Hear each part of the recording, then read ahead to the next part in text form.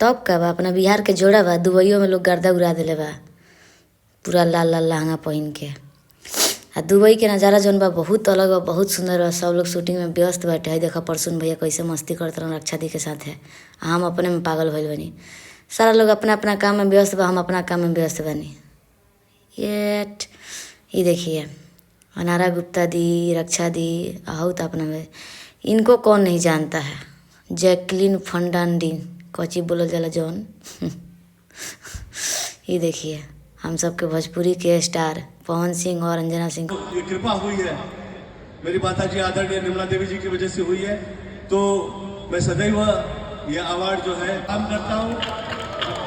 और यहाँ जो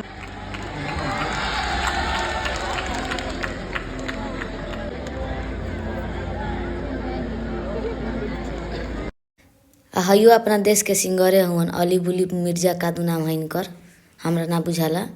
इहो अपना जगह के बहुत बड़का स्टार हुवन। है ना हमनी के भोजपुरी इंडस्ट्री के बहुत अच्छे डायरेक्टर।